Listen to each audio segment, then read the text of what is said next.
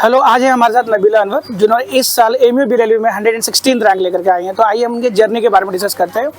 तो नबीला, सबसे पहले आप ये बताइए कि आप फ्रेशर थी या ड्रॉपर थे? सर मैं फ्रेशर थी। आप फ्रेशर थे? 2024 में पास आउट किया।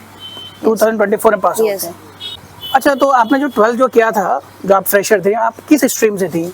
मैं पीसीबी मतलब साइंस स्ट्रीम से। Science stream. तो फिर मतलब फिर लॉ साइंस से फिर लॉ का फिर क्या कनेक्शन रहा? तो सर एक्चुअली मैंने पहले से ही लॉ करने का सोचा था, बट मतलब कि ऐसे मेरी बहन लोग हैं, वो लोग डॉक्टर हैं, तो मैंने सोचा कि कोई नया स्ट्रीम चूज़ करो। डर लगता था उस चीज़ से, लेकिन मतलब कि मेरे टीचर्स हैं, मेंटर्स हैं, उन लोगों ने मुझे सजेस्ट किया कि मतलब कॉन्फिडेंस बूस्ट अप किया मेरा। तो मैंने लॉ का एमयू लॉ का अप्लाई किया उसके लिए।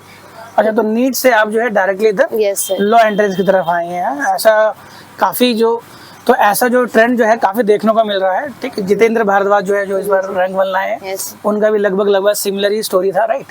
तो फिर आपने एग्जाम दिया होगा साइंस से, फिर आपके दिमाग में फिर कैसे आया कि मुझे लॉ की तरफ जाना है?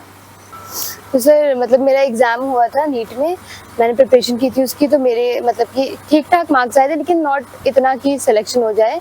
मतलब 400 एंड अबव आए थे मेरे मार्क्स। तो 400 अबव आए थे? Yes sir.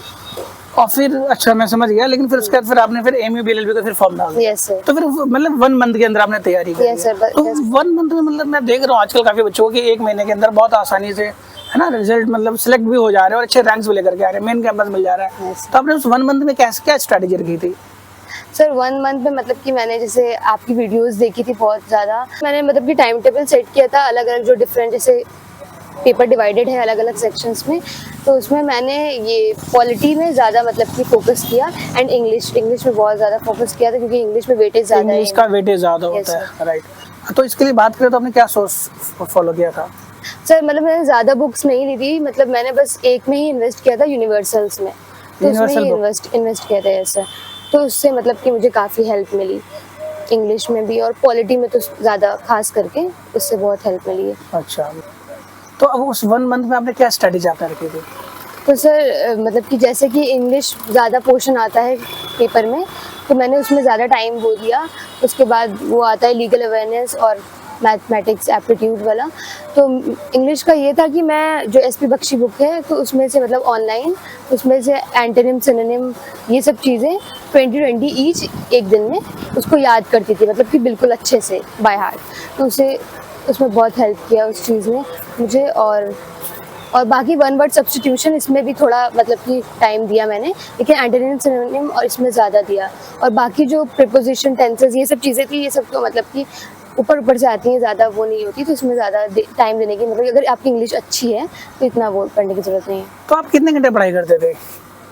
सर ऐसे काउंट नहीं किया मतलब कि टाइम, लेकिन ऐसे बैठ जाते थे तो 3-4 घंटे पढ़ लेते थे एक बार, मतलब कि ज़्यादा नहीं। तो मॉक्स वगैरह आपने लगाए?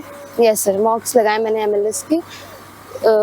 ऐसे वीक में एक बार देती थी स्टार्टिंग में, उसके बाद फिर देने लगी मैंने सारे मतलब मॉक्स दिए थे, एक भी नहीं छोड़े। ओके।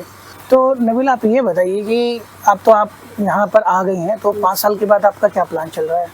मतलब अगर हम ये बोलें कि 5 साल के बाद नबीला कहाँ होगी, क्या कर रही होगी, तो इंशाल्लाह जुडिशरी। ओके। तो डियर स्टूडेंट, ये थी हमारे साथ नबीला अनवर, जिन्होंने ये दिखाया है कि 1 मंथ में अगर आप डेडिकेशन के साथ स्टडी करना चाहें तो डेफिनेटली आप कुछ भी अचीव कर सकते हैं। तो बहुत बड़ी चीज़ नहीं है। तो ये जीती जागती एक हमारे सामने एक एग्जाम्पल आपके सामने है, जिनको आपको फॉलो करना चाहिए। तो जिस भी लॉ एंट्रेंस के लिए आप तैयारी कर रहे हैं, तो आपको उसमें काफ़ी ज़्यादा हेल्प मिलेगा। तो dear students, see in the next video, till then bye bye.